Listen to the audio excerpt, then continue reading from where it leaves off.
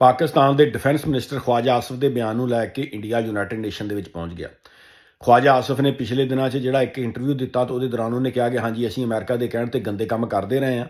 India ਨੇ ਇਸ ਬਿਆਨ ਨੂੰ ਲੈ ਕੇ ਵਾਹ-ਵੇਲਾ ਕੀਤਾ ਔਰ ਉਹ ਕਹਿ ਰਹੇ ਆ ਕਿ ਆ ਦੇਖੋ ਜੀ ਪਾਕਿਸਤਾਨ ਦਾ ਡਿਫੈਂਸ ਮਿਨਿਸਟਰ ਇਕਰਾਰ ਕਰ ਰਿਹਾ ਕਿ ਪਾਕਿਸਤਾਨ ਦਹਿਸ਼ਤਗਰਦ ਤਨਜ਼ੀਮਾਂ ਨੂੰ ਸਪੋਰਟ ਕਰਦਾ ਔਰ ਦੁਨੀਆ ਦੇ ਵਿੱਚ ਟੈਰਰਿਜ਼ਮ ਦੇ ਵਿੱਚ ਪਾਕਿਸਤਾਨ ਦਾ ਹੱਥ ਆ।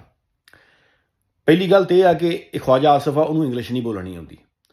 ਉਹ ਹੁਣ ਕਹਿਣਾ ਕੀ ਚਾਹੁੰਦਾ ਸੀਗਾ, ਪਰ ਉਹਨੇ ਕਿਹਾ ਇਸ ਤਰੀਕੇ ਦੇ ਨਾਲ ਕਿ ਉਹਦੇ ਗਲੇ ਪੈ ਗਿਆ ਜੀ ਬਿਆਨ। ਅਤੇ ਨਾਲੇ ਇੱਦਾਂ ਦੀ ਗੱਲ ਮੀਡੀਆ 'ਤੇ ਬਹਿ ਕੇ ਥੋੜ੍ਹੋ ਕਰੀਦੀ ਆ। ਔਰ ਜ਼ਿਆਦਾ ਮਜ਼ੇ ਦੀ ਗੱਲ ਇਹ ਆ ਕਿ ਚਲੋ ਮੁਸਲਿਮ ਲੀਗ ਵਾਲੀ ਹਕੂਮਤ ਆ, ਉਹਨਾਂ ਨੇ ਤਾਂ ख्वाजा आसिफ ਨੂੰ ਕੀ ਕਹਿਣਾ। ਸਾਡੇ ਅਦਾਰੇ, ਸਾਡੇ ਸਹਾਫੀ, ਉਹ ਵੀ ख्वाजा आसिफ ਨੂੰ ਕੁਛ ਨਹੀਂ ਕਹਿ ਰਹੇ।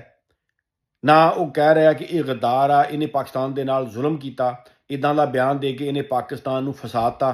ਹੁਣ ਪਾਕਿਸਤਾਨ ਜਿਹੜਾ ਉਹ ਨਤਾਇਜ ਭੁਗਤਣ ਵਾਸਤੇ ਤਿਆਰ ਹੋ ਜਾਵੇ, ਪਾਕਿਸਤਾਨ ਦੇ ਉੱਤੇ ਪਾਬੰਦੀਆਂ ਲੱਗ ਸਕਦੀਆਂ। ਪਾਕਿਸਤਾਨ ਦੇ ਨਾਲ ਜਿਹੜੀ ਦੁਨੀਆ ਉਹ ਕਿੱਦਾਂ ਡੀਲ ਕਰੂਗੀ। ਪਾਕਿਸਤਾਨ ਇੱਕ ਕਮਜ਼ੋਰ ਮੁਲਕ ਆ, ਇਕਨੋਮੀ ਸਾਡੀ ਕਮਜ਼ੋਰ ਆ, ਪਹਿਲੇ ਮਿਸਾਈਲ 'ਚ ਗਿਰਾਇਆ ਮੁਲਕ ਆ, ਔਰ ਉੱਤੋਂ ਇੱਦਾਂ ਦੇ ਵਜ਼ੀਰ ਜਿਹੜੇ ਉਹ ਇੱਦਾਂ ਦੇ ਬੇਤੁੱਕੇ ਬੇਡੰਗੇ ਬਿਆਨ ਦੇ ਰਹੇ ਆ ਜਿਹਦੀ ਵਜ੍ਹਾ ਨਾਲ ਪਾਕਿਸਤਾਨੀਆਂ ਦੇ ਅੱਗੇ ਮਿਸਾਈਲ ਹੋਰ ਖੜੇ ਹੋਣਗੇ। ਮੀਡੀਆ ਖਾਮੋਸ਼ ਆ। ਮੁਨਾਫਕਤ ਦੇਖੋ ਤੁਸੀਂ ਪਾਕਿਸਤਾਨੀਓ, ਕਿ ਨਾ ਸਾਡੇ ਅਦਾਰੇ ਨੂੰ ਕਹਿ ਰਹੇ ਆ ਕਿ ਇਸ ਬੰਦੇ ਨੂੰ ਕਿ ਯਾਰ ਤੂੰ ਗੱਦਾਰੀ ਕੀਤੀ ਹੈ, ਤੂੰ ਤਾਂ ਬਹੁਤ ਜ਼ੁਲਮ ਕੀਤਾ, ਤੈਨੂੰ ਇਹ ਬਿਆਨ ਨਹੀਂ ਦੇਣਾ ਚਾਹੀਦਾ ਸੀ, ਔਰ ਨਾ ਹੀ ਸਹਾਫੀ ਇਸ 'ਤੇ ਗੱਲ ਕਰ ਰਹੇ ਆ। ਔਰ ਇੰਡੀਆ ਇਹਨੂੰ ਲੈ ਕੇ ਵਾਹ-ਵੇਲਾ ਕਰ ਰਿਹਾ ਪੂਰੀ ਦੁਨੀਆ ਦੇ ਵਿੱਚ ਕਿ ਦੇਖੋ ਜੀ ਪਾਕਿਸਤਾਨ ਦਾ ਡਿਫੈਂਸ ਮਿਨਿਸਟਰ ਇਹ ਗੱਲ ਕਰ ਰਿਹਾ।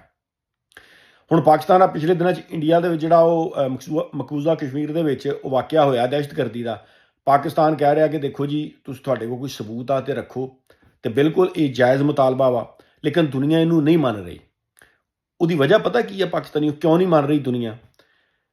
ਹੁਣ ਪਾਕਿਸਤਾਨੀਆਂ ਦਾ 2024 ਦੇ ਜਿਹੜਾ ਇਲੈਕਸ਼ਨ ਚੋਰੀ ਹੋਇਆ, ਪੂਰੀ ਦੁਨੀਆ ਨੂੰ ਪਤਾ, ਵੀਡੀਓ ਸਬੂਤ ਸਾਹਮਣੇ ਆ ਕਿ ਜਿੱਦਾਂ ਧਮਕੀਆਂ ਦਿੱਤੀਆਂ, ਇਲੈਕਸ਼ਨ ਚੋਰੀ ਹੋਇਆ। ਫਿਰ ਉਹ ਇੱਕ ਜਿਹੜਾ ਪੁਲਿਸ ਆਫੀਸਰ ਸੀਗਾ ਇਸਲਾਮਾਬਾਦ 'ਚ, ਉਹਨੇ ਖੁਦ ਬਿਆਨ ਕੀ ਦਿੱਤਾ ਕਿ ਹਾਂਜੀ ਇਹ ਇਲੈਕਸ਼ਨ ਅਸੀਂ ਚੋਰੀ ਕੀਤਾ ਵਾ, ਇਹਦੇ ਵਿੱਚ ਪਾਕਿਸਤਾਨ ਦਾ ਚੀਫ ਜਸਟਿਸ ਮੁਲਵਸ ਆ।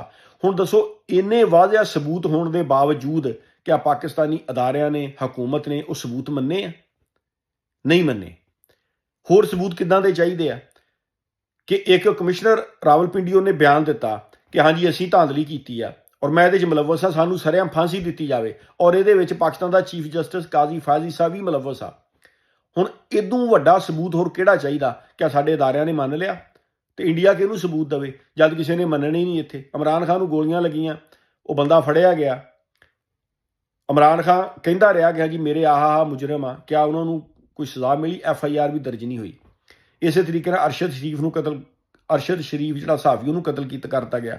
ਫਿਰ ਪਾਕਿਸਤਾਨ 'ਚ ਇੰਨੀ ਕਤਲੋ ਗਾਰਤ ਹੋਈ ਆ, ਇੰਨਾ ਤਸ਼ੱਦਦ ਹੋਇਆ, ਲੋਕਾਂ ਦੇ ਘਰ-ਬਾਰ ਤੋੜੇ ਗਏ, ਵੀਡੀਓ ਬਣੀਆਂ ਹੋਈਆਂ, ਸਬੂਤ ਸਾਹਮਣੇ ਆ, ਕਿਆ ਕਿਸੇ ਨੇ ਮੰਨੇ ਆ? ਤੇ ਇੰਡੀਆ ਨੂੰ ਪਤਾ ਵੀ ਇਹਨਾਂ ਨੇ ਕਿਹੜਾ ਮੰਨਣਾ ਸਬੂਤ, ਪਰ ਇਸ ਵਜ੍ਹਾ ਤੋਂ ਉਹ ਲੋਕ ਜਿਹੜੇ ਆ ਉਹ ਤੁਹਾਨੂੰ ਦਬਾ ਰਹੇ ਆ। ਇੰਨੇ ਸਬੂਤ ਜਿਹੜੇ ਪਾਕਿਸਤਾਨੀਆਂ ਦੇ ਉੱਤੇ ਜਿਹੜਾ ਜ਼ੁਲਮ ਹੋਇਆ ਉਹਦੇ ਸਬੂਤ ਸਾਹਮਣੇ ਆ, ਵੀਡੀਓ ਬਣੀਆਂ ਹੋਈਆਂ, ਲੋਕਾਂ ਨੇ ਇਕਰਾਰੇ ਜੁਰਮ ਕੀਤਾ, ਉਹ ਕੋਈ ਨਹੀਂ ਮੰਨ ਰਿਹਾ। ਤੇ ਇੰਡੀਆ ਦੇ ਸਬੂਤ ਇੱਥੇ ਕਿਹਨੇ ਮੰਨਣੇ ਆ? ਤੇ ਬਹਰਹਾਲ ख्वाजा आसिफ ਜਿਹੜਾ ਨਾ ਉਹਨੂੰ ਰਿਜ਼ਾਈਨ ਕਰਨਾ ਚਾਹੀਦਾ, ਔਰ ਮੀਡੀਆ ਨੂੰ ਵੀ ਇਹਦੇ ਉੱਤੇ ਆਵਾਜ਼ ਉਠਾਉਣੀ ਚਾਹੀਦੀ ਆ। ਲੇਕਿਨ ਮੁਨਾਫਕਤ ਆ ਕਿ ਇਮਰਾਨ ਖਾਨ ਜਾਂ ਉਹਦੀ ਪਾਰਟੀ ਦੇ ਬਾਰੇ ਗੱਲ ਹੋਵੇ ਤੇ ਲਾਲਾ ਕਰਕੇ ਪੈ ਜਾਂਦੇ ਮਗਰ। ਹੁਣ ख्वाजा आसिफ ਨੇ ਜਿਹੜਾ ਬਿਆਨ ਦਿੱਤਾ, ਇੰਡੀਆ ਉੱਤੇ ਸਖਤ ਐਕਸ਼ਨ ਲੈ ਰਿਹਾ, ਤੇ ਇਹ ਸਾਰਾ ਮੀਡੀਆ ਵੀ ਖਾਮੋਸ਼ ਆ, ਅਦਾਰੇ ਸਾਡੇ ਵੀ ਖਾਮੋਸ਼ ਆ।